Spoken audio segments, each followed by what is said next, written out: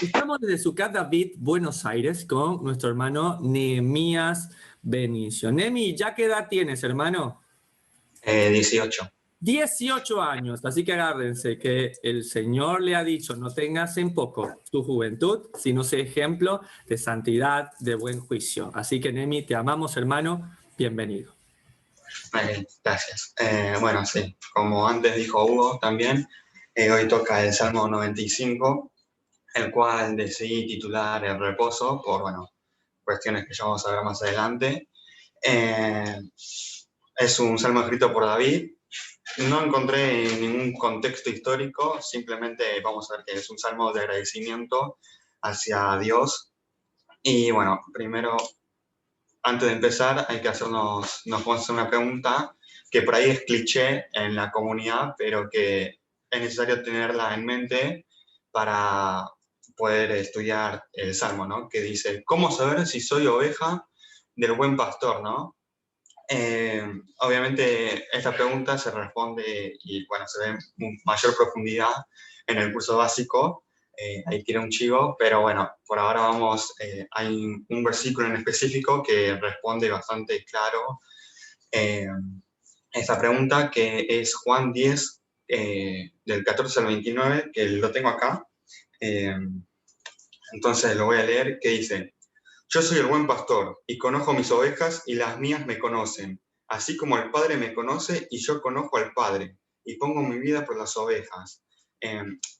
Este capítulo, el contexto es una de las fiestas de invierno, que sería Hanukkah, la fiesta de la dedicación, que si bien no está en la Torá como establecida, aún así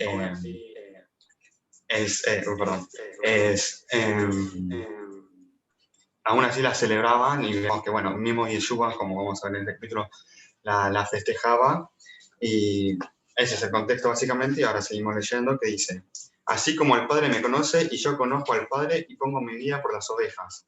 También tengo otras ovejas que no son de este redil, aquellas también debo traer, y oirán mi voz, y habrá un rebaño y un pastor. Acá Yeshua está diciendo lo mismo que dijo en Mateo 15, ¿no? De que tiene otras ovejas que no son de este redil, es decir, que no son de la... Bueno, ahora lo explico mejor, ¿no? Que no son de ese redil, sino de que están afuera. Y acá a lo que yo hace alusión o referencia, se refiere a las dos casas de Israel, ¿no? Que esto también en el curso básico se ve mucho mejor a profundidad, pero bueno, cuestión que sabemos que Israel estaba formada por 12 tribus, las cuales se separan. 10 tribus se van al norte, que se conoce como la casa de Efraín, y las del sur se quedan en el sur, que se conocen como la casa de Judá, que eran dos, ¿no? Bueno, como sabemos, Yeshua era de la casa del sur, era de los judíos, y una de las cosas, según las profecías de Jeremías, Isaías, Ezequiel, y así, ¿no? Una de las cosas que tenía que hacer el Mesías era traer a las ovejas o a las tribus perdidas del norte, a las 10, volverlas para que sean nuevamente Israel unánime, ¿no? Para unificarlas, ¿no? Entonces, esa es una de las misiones que tiene el Mesías que hacer, y bueno, Yeshua lo está diciendo acá, y también lo dijo en Mateo 15, ¿no? Esto lo digo porque, bueno, ahora vamos a ver, mientras seguimos leyendo, que dice: también tengo otras ovejas, 17, por eso me ama el Padre, porque yo pongo mi vida para volverla a tomar. Nadie me la quita, sino yo de mí mismo la pongo. Tengo poder para ponerla y tengo poder para volverla a tomar. Ese mandamiento recibí de mi Padre. Volvió a haber disensión entre los judíos por estas palabras. Muchos de ellos decían: demonio tiene y está fuera de sí. ¿Por qué le oís? Decían otros: estas palabras no son de endemoniado. ¿Puede acaso el demonio abrir los ojos de los ciegos? Celebrábase en Jerusalén la fiesta de la dedicación, era invierno, lo que dije antes, ¿no? Hanukkah. Y Jesús andaba en el templo por el pórtico de Salomón, y le rodearon los judíos y le dijeron: ¿hasta cuándo nos turbarás el alma? Si tú eres el Cristo, dínoslo abiertamente, ¿no? Lo que decía antes, que justamente al Yeshua decir que iba a traer a las ovejas de la casa del norte, y al ser una de las profecías que iba a ser el Mesías, los judíos, los fariseos, le decían: bueno, nosotros sabemos que el Mesías tiene que hacer eso, y si vos decís que vas a hacer eso, decí que sos el Mesías, confirmalo, ¿no? A lo que Yeshua le responde: os lo he dicho y no creéis. Las obras que yo hago en mi nombre de mi Padre, ellas dan testimonios de mí, pero vosotros no creéis porque no sois de mis ovejas, como os he dicho. Mis ovejas oyen mi voz y yo las conozco y me siguen. Entonces acá tenemos la respuesta de la pregunta de quiénes son las ovejas, las que lo oyen y que le siguen. Y aparte dice: y yo le doy vida eterna y no perecerán jamás, ni nadie las arrebatará de mi mano. Mi Padre me las dio, mi Padre que me las dio es mayor que todos y nadie las puede arrebatar de la mano de mi Padre. Entonces, una vez con esto nos introducimos al Salmo directamente, ¿no? Y la relación que tenemos que tener al leer estos dos versículos, al leer estos últimos dos versículos, ¿no? Es, bueno, otra vez me olvidé la fotito, bueno, ahí está la fotito del corderito, pero cuestión, que la reacción que tenemos que tener al escuchar estas hermosas palabras de Yeshua hacia nosotros es justamente glorificarlo. Y es lo que hace David al principio del Salmo. Que dice: venid, aclamemos alegremente al Señor, cantemos con júbilo a la roca de nuestra salvación. Lleguemos ante su presencia con alabanza, aclamémosle con cánticos. Exaltarlo, básicamente, ¿no? Acá algo curioso, interesante, es que, bueno, como ya vimos en otros salmos, la palabra salvación tiene que ver con Yeshua, porque, bueno, Yeshua justamente significa eso, ¿no? Y después de leer estos versículos, lo que hace el autor de este salmo, empieza a describir y a profundizar el porqué de, de, de esta exaltación a Dios, ¿no? Entonces, y empieza diciendo: porque el Señor es Dios grande y Rey grande sobre todos los dioses, porque Él es un grande, básicamente, ¿no? Y acá en esta parte me causó gracia, ¿no? Porque siempre, hasta ahora, no, todos los salmos que me tocó dar, siempre por lo menos se hace mención de esto, ¿no? De los dioses. Que ahora vamos a ver a qué se refiere con dioses, ¿no? Primero vamos a 1 Corintios 8, del 5 al 6, donde el mismo Pablo habla de estas cosas, ¿no? Termina de aclarar y de confirmar a qué se refiere con dioses, ¿no? O más que nada a decir que sí, que hay. Bueno, ahora vamos a leer, no importa. Dice: pues aunque haya algunos que se llaman dioses, sea en el cielo o en la tierra, como hay muchos dioses y muchos señores, para nosotros, sin embargo, solo hay un Dios, el Padre, del cual proceden todas las cosas, y nosotros somos para Él, y un Señor Jesucristo, por medio del cual son todas las cosas, y nosotros por medio de Él. Básicamente está diciendo que sí, que hay otros dioses, otros entes, que ahora vamos a ver en verdad qué son, pero que aún así Dios es el León, o sea, Dios es el más grande que todas esas cosas, ¿no? Estos dioses son completamente, dioses y señores, son completamente insignificantes a los que Dios es. Ahora vamos a ver, como dije, vamos a Deuteronomio 32, del 8 al 9, donde vamos a profundizar de qué son estas cosas que hace mención tanto en el Salmo como en Corintios. Entonces vamos a Deuteronomio y dice, acá, sí, dice: cuando el Altísimo hizo heredar a las naciones, cuando hizo vivir a los hijos de los hombres, estableció los límites de los pueblos según el número de los hijos de Israel. Acá nos detenemos porque, bueno, primero dice cuando Dios separó a las naciones, al final cuenta que a cada nación lo puso bajo, acá dice según el número de los hijos de Israel, pero en verdad, acá la traducción, que eso también creo que lo dije en el estudio anterior, está mal la traducción, porque si vemos los textos masoréticos hebreos, es decir, los que se encontraron en el Mar Muerto, que hasta el momento son los textos más antiguos que se tienen registro de, bueno, la Torá, ahí lo que dice en verdad es Benet Elohim, que se puede traducir como hijos de Dios, que quiere decir, bueno, según todo el Tanaj, siempre que se usa la palabra Benet Elohim, hace alusión a ángeles. Lo vemos tanto en Job como en Génesis 6, o como en Enoch, ¿no? Y bueno, justamente son estos ángeles caídos que se rebelaron contra Dios, que, bueno, como dije recién, esto se ve más a profundidad en el libro de Enoch, que es un libro apócrifo, pero justamente son estos ángeles que Dios le da a cada nación para que los gobierne. Esto porque las naciones se rebelaron anteriormente con Dios y ellos decidieron seguir a estos entes. Pero si seguimos leyendo el siguiente versículo, dice, porque la porción del Señor es su pueblo, Jacob la heredad que le tocó. Es decir, que está bien, a las demás naciones dejó que se vayan con sus dioses, con lo que quieran, porque bueno, al fin y al cabo eso querían, pero a Israel, a la heredad de Jacob, Dios mismo los gobernó. Bueno, la explicación de esto es porque justamente en los tiempos de Abraham, que esto después conecta más adelante, bueno, justamente en los tiempos de Abraham fue Abraham quien, estando en todo ese entorno de dioses, de paganismo, si se quiere, él decide irse de Ur de los Caldeos y seguir la voz de Dios, y bueno, justamente por eso es que después se les da las promesas y todo eso. Pero bueno, ya sabemos entonces a qué se refiere con este salmo, de que a pesar de que sí, está lleno de dioses, lleno de entes, los cuales las naciones lo siguen, aún así Dios es más grande que todas estas cosas, ¿no? Entonces, seguimos con el salmo.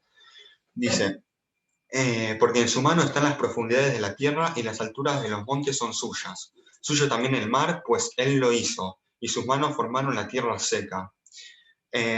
Esto por ahí no parecería insignificante o no se entiende bien, pero incluso estos dos versículos tienen,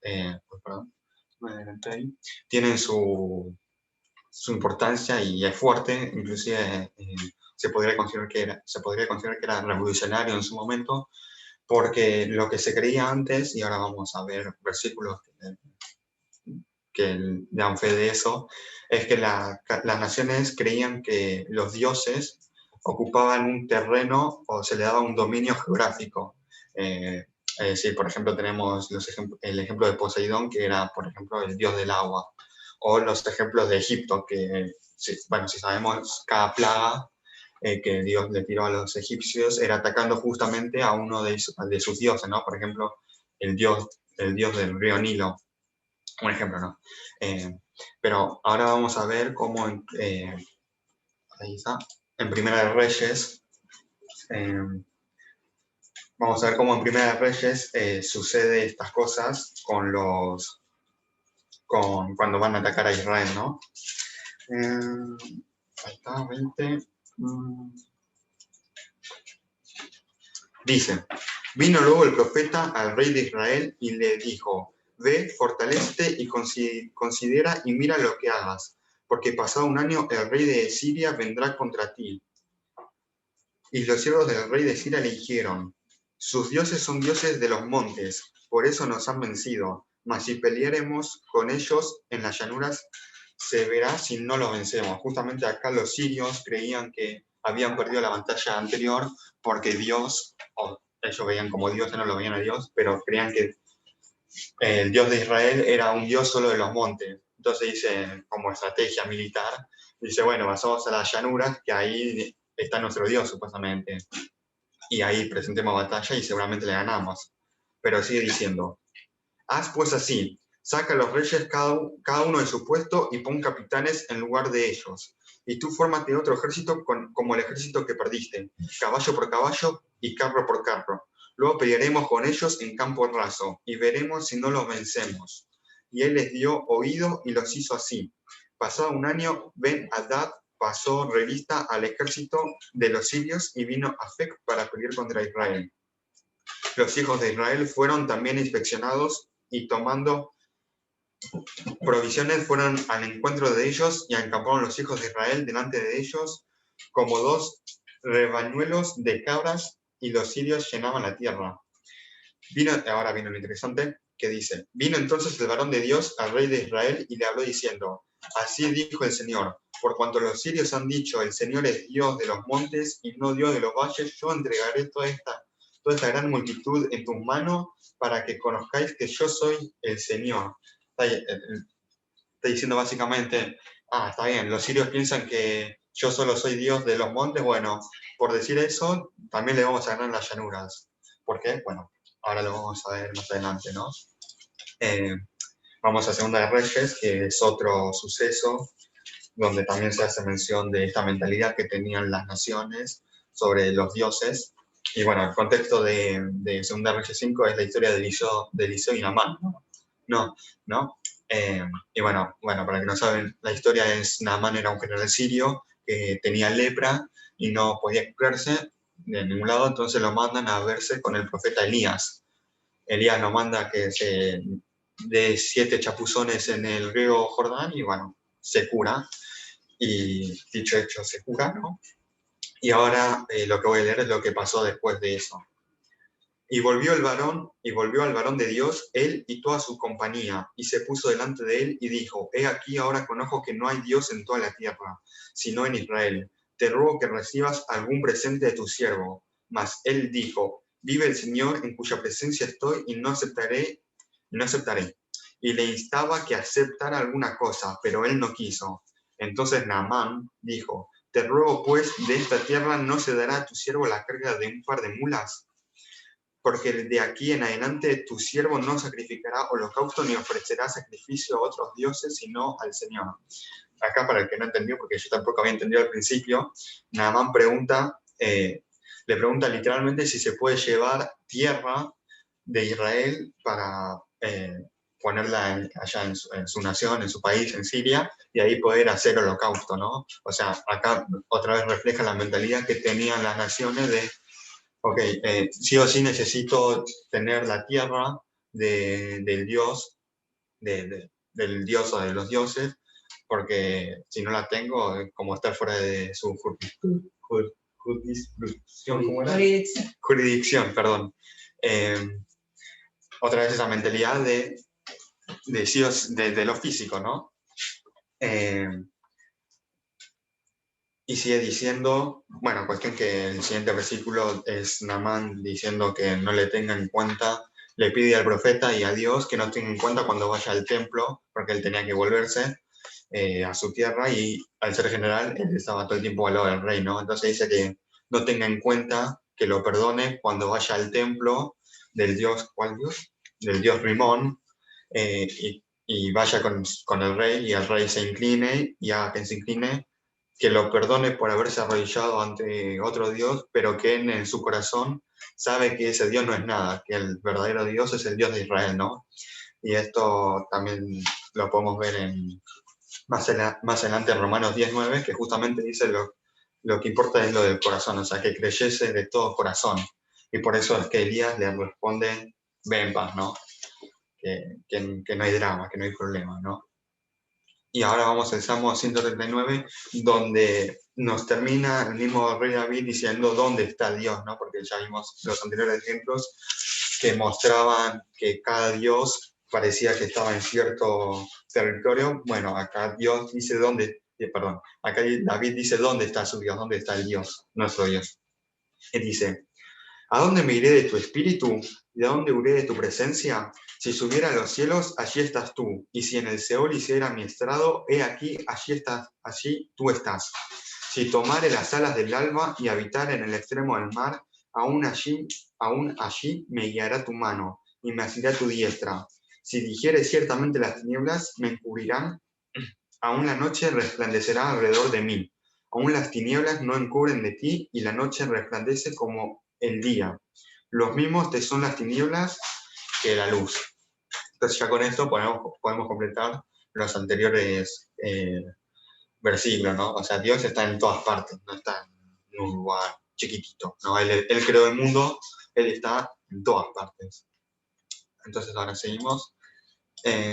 Dice acá, venid, adoremos y postrémonos, arrodillémonos delante del Señor nuestro Hacedor. Después de saber la magnitud y lo grande que es nuestro Dios, no podemos hacer otra cosa que ir a adorar, postrarnos y arrodillarnos ante nuestro Señor, ¿no? Algo curioso de esto es que los comentaristas dicen que estas son de las primeras cosas que dijo Adán a la creación, ¿no? El primer Melquisedec dice que justamente esta oración es de las primeras cosas que él dijo. Siguiendo ahora, dice, porque Él es nuestro Dios, nosotros el pueblo de su prado y oveja de su mano. Si oyeres hoy su voz, y esto, como vemos, se conecta automáticamente con la pregunta del principio, ¿no? De somos ovejas si escuchamos su voz, y le seguimos. Y algo curioso en realidad, este versículo está bueno porque una de las cosas que se desprende de él es una historia del Talmud, que, bueno, a ver, el Talmud es un libro judío que recopila, por lo general, una recopilación de comentarios o enseñanzas rabínicas que en sí se podría conocer como la ley oral, que no tiene nada de malo en sí. Inclusive el mismo Pablo la usó en el Nuevo Testamento para poder poner orden en la congregación, pero un paréntesis que hay que hacer es que si bien no tiene nada de malo, si bien puede complementar al estudio, nunca hay que ponerlo, que es el error que cometían los fariseos y los escribas en el Nuevo Testamento, que Jesús, que Yeshua los retaba, justamente por eso, es que ellos lo ponían al mismo nivel de la Torá de Dios, de la Torá escrita, ¿no? Eso obviamente no hay que hacerlo, o sea, ni el Talmud, ni el Midrash, ni ninguna de esos textos está siquiera en el radar de importancia de la Torá de Dios, pero aún así podemos sacar historias como esta que voy a contar ahora, que dice que, bueno, estaba un día un rabino, que no me acuerdo el nombre, era muy difícil el nombre, pero cuestión que estaba ese rabino que se encuentra con Elías, con el profeta Elías, ¿no? Y agarra y se le acerca y le pregunta, profeta, ¿cuándo viene el Mesías? ¿Cuándo viene el Mashiach? Y agarra a Elías y le responde, anda y pregúntale vos. Y el rabino se queda como, ¿dónde lo encuentro? Entonces el profeta le responde, mira, en las puertas de Roma, en las afueras, anda ahí que hay un grupo de personas que ahí está el Mashiach. Según la tradición, según el Talmud, en las puertas de Roma se juntaban un grupo de personas que padecían una enfermedad milagrosa que era Sarai, que se llamaba Sarai, que era como un tipo de lepra, y que también se conocía como Metzora, algo así. Y bueno, dice, bueno, en ese grupo de personas, fíjate que todos se cambian las vendas de una manera, ¿no? Todos se quitan las vendas primero y después se las cambian. Pero fíjate bien que vas a ver a uno de todos ellos que es diferente, que primero se saca las vendas de una parte y después de las otras, ¿no? Esto porque si es que tiene que venir a unificar, esto por si tiene que venir a redimir al pueblo todos para que esté listo, ¿no? Cuenta. Entonces, bueno, va el rabino, va a la puerta y justamente ve a este hombre que se cambiaba las vendas de manera distinta. Entonces va, se le acerca y le pregunta, Mashiach, ¿cuándo venís? Y este le responde, Ayom, hoy. Entonces el rabino se pone re contento, re feliz, porque dice, hoy viene el Mesías, y entonces se vuelve a su casa y se queda esperando, ¿no? Bueno, cuestión que llega la noche y no vino, no había llegado. Pasa el tiempo y este rabino se vuelve a encontrar al profeta Elías y aún consternado y confundido le pregunta, ¿no? Che, me acerqué al Mashiach, me dijo que venía hoy, pero mira, estamos acá y todavía no vino. A lo que Elías le responde, no, pero vos no lo entendiste. Él estaba citando justamente este salmo. Hoy, si oyereis mi voz, que es lo que está diciendo, va a volver cuando escuchen su voz. Bueno, ahí termina la historia, ¿no? Pero los comentaristas dicen bueno, esta historia tiene un error, tiene varios errores esta historia en realidad, ¿no? Pero uno de esos errores es que supuestamente el Mashiach, el Mesías, primero dijo el resultado y después las condiciones, cuando en verdad primero tuvo que haber dicho las condiciones para que se dé ese resultado. O sea, él tuvo que haber dicho, si oyeren mi voz, hoy llegaré, pero primero dijo, hoy llego si escuchasen mi voz. La explicación que le dan los comentaristas es que todo empieza desde el principio, ¿no? Desde Génesis 1:2, cuando dice que Dios se movía revoloteaba sobre las aguas, bueno, ahí en el hebreo dice Ruach Elohim Berajefe, o también se puede conocer como Ruach Kodesh Berajefe. Los comentaristas dicen que, bueno, para el que no sabe, cada letra del hebreo tiene un valor numérico. Entonces, los comentaristas, bueno, los estudiosos decían que si sumamos todos los números de la frase o de la oración Ruach Elohim Berajefe tiene el mismo valor, exactamente el mismo valor que si decimos Ze Ruach Yamashiach. ¿Cómo decía? Perdón. Este es el espíritu del Mashiach, ¿no? Esto significa básicamente, o sea, más aún si nosotros sabemos que el Mesías estaba desde el principio de la creación, y más aún si sabemos, bueno, que según otra vez comentaristas del Midrash, supuestamente el Dios ya en su mente, antes de hacer la creación, ya tenía en la mente cuál iba a ser el nombre de Yeshua. A lo que voy con esto es que lo que quiere decir es que en la naturaleza misma ya se encuentra Yeshua. No quiere decir que nosotros tenemos que cambiar el mundo, tenemos que hacer algo para que Él venga, porque ya está planificado de que Él va a venir. Paréntesis, hablo de esta manera porque lo que estoy diciendo es sacado de hermanos judíos que no creen que vino Yeshua por primera vez, ¿no? Pero lo que cuento esto porque es interesante ver su postura y su visión respecto a este salmo, ¿no? Sigo. Dice que no tenemos que hacer nada porque ya está planificado que Yeshua va a venir, no, que el Mesías va a venir. Por eso dice Ayom, hoy vengo, porque ya está escrito, ya está determinado, ya está proyectado, por decirlo de una forma, de que venga. Sí, en la práctica el Mashiach no está todavía, pero es por eso que nosotros tenemos que oír su voz, tenemos que escudriñar las Escrituras, obedecer sus mandamientos, para que la esencia del Mashiach que ya está en el mundo, para que se nos pueda ser revelada. Eso decía el hermano judío, era un rabino, eso decía, y bueno, o sea, a mí me pareció interesante, y por eso lo agregué esta historia al Salmo.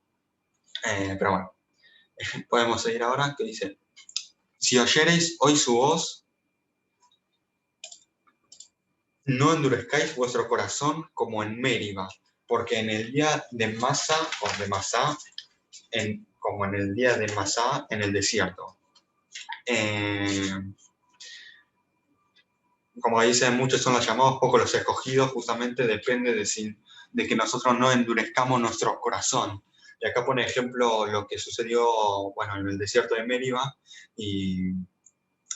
o sea, no en el desierto de Meriba, perdón, o sea, lo que ocurrió en el desierto, en Meriba y Masá, que ocurrió justamente en Éxodo 17, que bueno, eso es, claro, nosotros estamos llamados a ser parte del segundo Éxodo, como dice la profecía de Jeremías 16, pero tenemos que estar dispuestos a oír su voz, ¿no? Entonces, bueno, ahora vamos a Éxodo 17, ¿no? 17. Del 1 al 7, donde nos va a poner en contexto qué sucedió, qué pasó ahí. Y dice, toda la congregación, el título es Agua de la Roca, ¿no? Dice, toda la congregación de los hijos de Israel partió del desierto de Sin por sus jornadas conforme al mandamiento del Señor y acamparon en Refidim y no había agua para que el pueblo bebiese. Y altercó el pueblo con Moisés y dijeron, danos agua para que bebamos. Y Moisés le dijo, ¿por qué altercáis conmigo? ¿Por qué tentáis al Señor?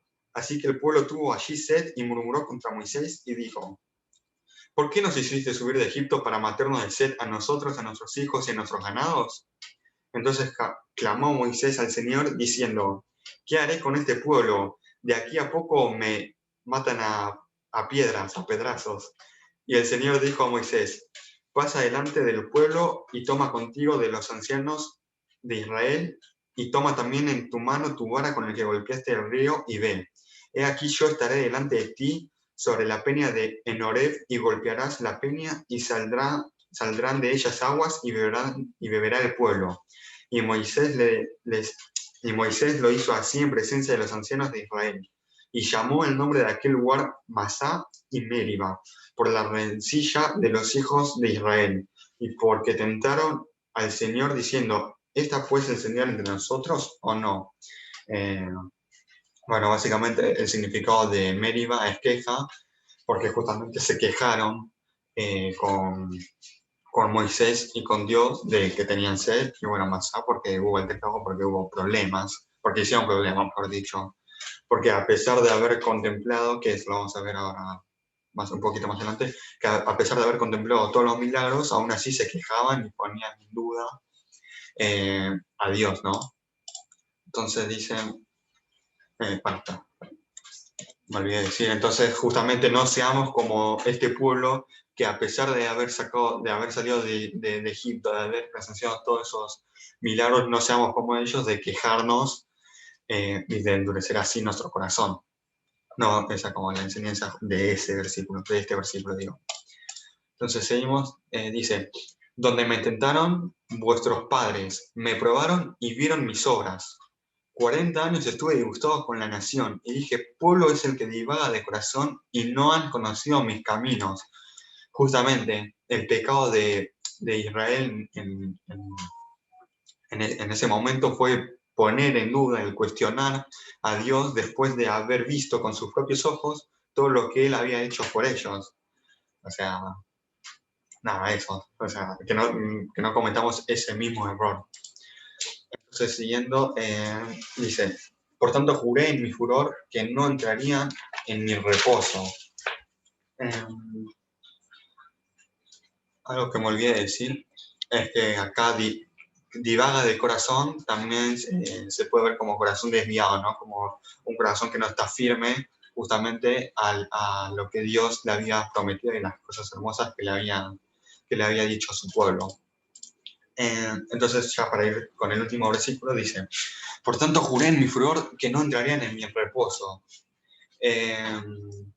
Lo que nos interesa ahora es saber a qué reposo está haciendo referencia este versículo, ¿no? Y justamente por eso es el título de este estudio, ¿no? Y esto lo vemos en las cartas de Hebreos, capítulo 3 al 4. Sí, vale, ese montón. Acá está. Dice, por tanto, hermanos santos, participantes del llamamiento celestial, considerad al apóstol y sumo sacerdote de nuestra profesión, Cristo Jesús. Acá profesión también se puede traducir como pacto, entonces quedaría al apóstol y sumo sacerdote de nuestro pacto, Yeshua HaMashiach, el cual es fiel al que constituyó, como también lo fue Moisés en toda la casa de Dios, porque de tanto mayor gloria que Moisés es estimado digno cuando tiene mayor honra de la casa el que la hizo. Acá está poniendo a Yeshua, por supuesto, ¿no? Como mayor a Moisés, y ahora vamos a ver por qué, ¿no? Porque toda casa es hecha por alguno, pero el que hizo todas las cosas es Dios. Y Moisés a la verdad fue fiel en toda la casa de Dios, como siervo para testimonio de lo que se iba a decir. Pero Cristo como hijo sobre su casa, la cual casa somos nosotros, si retenemos firme hasta el fin la confianza y el gloriarnos en la esperanza, ¿no? Acá está hablando de una casa que justamente somos nosotros esa casa, ¿no? Y Pablo está diciendo, nosotros somos la casa, y está escribiendo a los hebreos, ¿no? Que hebreo no tiene nada que ver con ser judío o con ser una tribu en específico de Israel. Hebreo tiene que ver con una acción. Sabemos que sabemos que según la Biblia el primero que fue llamado hebreo fue Abraham, ¿no? Porque hebreo viene de la palabra ibrí, que se puede traducir también como cruzar de. Y justamente es lo que hizo Abraham en el río Éufrates, ¿no? Que es lo que decía antes, que por salir de Ur de los Calderos y cruzar del Éufrates a la tierra donde lo enviaba Dios, fue llamado hebreo. Pero esa palabra hebreo, ibrí, también lo podemos llevar a un plano espiritual, de que nosotros mismos pasamos de la muerte a la vida, como también está escrito en 1 Colosenses del 1:13, que dice que fuimos sacados de la tiniebla, fuimos trasladados a la luz. O sea, por tener ese cambio, es que somos también llamados hebreos y esto, lo que está diciendo Pablo en esta carta también se nos aplica completamente, ¿no? Entonces sigue diciendo, y acá empieza a citar, de ahora en adelante Pablo empieza a citar este salmo, ¿no? Digo Pablo porque se supone que esta carta la escribió Pablo, ¿no? No se sabe bien, pero todos creemos, bueno, o sea, calculo que la escribió Pablo, ¿no? Por lo cual, como dice el Espíritu Santo, si oyereis hoy su voz, no endurezcáis vuestros corazones, como en la provocación en el día de la tentación en el desierto, donde me tentaron vuestros padres, me probaron y vieron mis obras 40 años, a causa a causa de la cual me disgusté contra esa generación y dije, siempre andan vagando en su corazón y no han conocido mis caminos. Por tanto, juré en mi ira, no entrarán en mi reposo. Mirad, hermanos, que no haya en ninguno de vosotros corazón malo de incredulidad para apartarse del Dios vivo. Antes, exhortaos los unos a los otros cada día, entre tantos que se dice, hoy para que ninguno de vosotros se endurezca por el engaño del pecado, porque somos hechos participantes de Cristo, con tal que retengamos firme hasta el fin de nuestra confianza del principio. Entre tanto que se dice, si oyeres hoy su voz, nuevamente dice, no endurezcáis vuestros corazones, como en la provocación. ¿Quiénes fueron los que, habiendo oído, le provocaron? ¿No fueron todos los que salieron de Egipto por mano de Moisés, y con quienes estuvo él disgustado 40 años? ¿No fue con los que pecaron cuyo cuerpo cayeron en el desierto? ¿Y a quienes juró que no entrarían en su reposo, sino aquellos que desobedecieron? Y vemos que no pudieron entrar a causa de su incredulidad,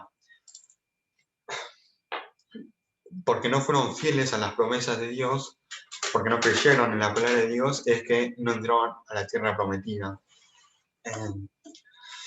Sigue diciendo, tenemos pues, no sea que permaneciendo aún la promesa,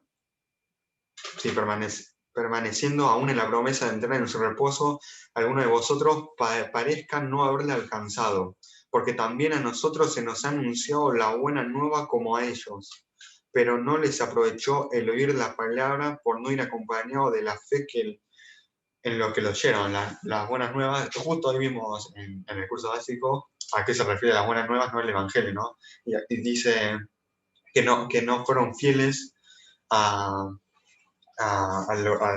lo que Dios le dijo, que lo mismo que le dijo en el Sinaí, ¿no? Está diciendo acá Pablo.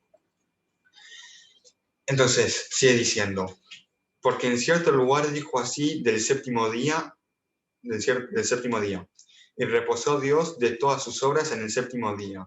Y otra vez aquí, no entrarán en mi reposo, por lo tanto, puesto que falta que algunos entren en él, y aquellos a quienes primero se les anunció la buena nueva no entraron por causa de desobediencia, otra vez determina un día hoy diciendo después de tanto tiempo por medio de David, como se dijo, si oyeres hoy su voz, no endurezcáis vuestros corazones, porque si Josué les hubiese dado el reposo, no hablarían después de otro día.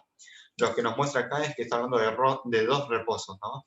El reposo del séptimo día, ¿no? El Shabbat, y el reposo que se entendía como la tierra prometida, que sabemos que no, que el Salmo no está hablando ni del reposo del séptimo día, ni de la tierra prometida. ¿Por qué no de la tierra prometida? Porque, bueno, David cuando está escribiendo ese Salmo ya estaba en la tierra prometida, ya habían pasado las conquistas de Josué y sus soldados, ¿no? Entonces vamos a seguir leyendo para ver de qué reposo se refiere. Por tanto, queda un reposo para el pueblo de Dios, porque el que ha entrado en su reposo también ha reposado en sus obras, como Dios de las suyas. Procuremos, pues, entrar en aquel reposo para que ninguno caiga en semejante ejemplo de desobediencia, porque la palabra de Dios es viva y eficaz y más cortante que toda espada de dos filos, y penetra hasta partir el alma y el espíritu, las coyunturas y los tuétanos, y discierne los pensamientos y las intenciones del corazón. Y no hay cosa creada que no sea manifiesta en su presencia. Antes bien, todas las cosas están desnudas y abiertas a los ojos de aquel a quien tenemos que dar cuenta. Por tanto, teniendo un gran sumo sacerdote que traspasó los cielos, Jesús el Hijo de Dios, retengamos nuestra profesión, nuestro pacto, porque no tenemos un sumo sacerdote que no pueda compadecerse de nuestras debilidades, sino uno que fue tentado y en todo según nuestra semejanza, pero sin pecado. Acerquémonos, pues, confiadamente al trono de la gracia para alcanzar misericordia y hallar gracia para lo oportuno del socorro.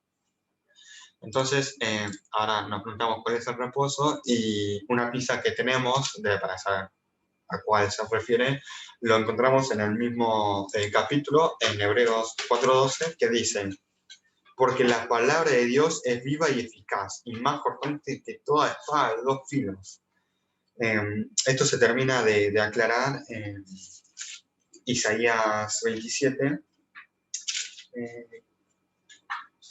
Perdón, no toqué acá. Ahí está. No, perdón, Isaías 28, 12, que dice: a los cuales él dijo, este es el reposo, da reposo al cansado, y este es el refrigerio, mas no quisieron oír. Perdón que no lo dije antes, pero el contexto de Isaías 28 es hablándole a Efraín, por lo que está diciendo, ¿ustedes qué había rechazado Efraín? La palabra de Dios.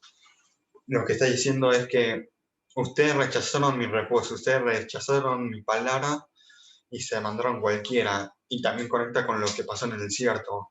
Ustedes no tuvieron fe, ustedes dudaron de mi palabra y de mis promesas y todas las cosas bonitas que les había dicho a ustedes, y por eso es que los alejé, por eso es que se alejaron y por eso es que se separaron, ¿no?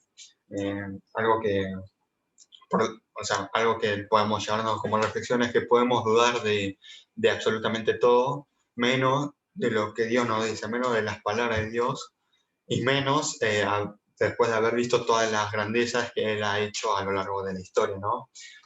Algo último para final, como para meditar, que también tiene que ver con la pregunta del principio, es que nosotros podríamos decir que ya estamos como a la puerta de entrar a este reposo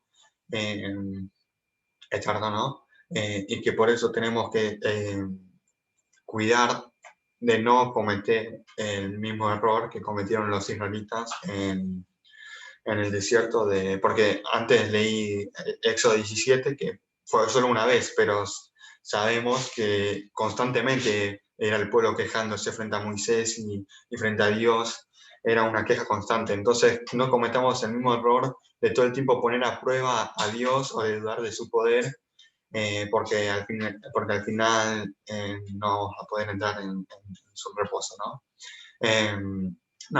Bueno, y eso. Ahí termina el estudio del Salmo. Listo.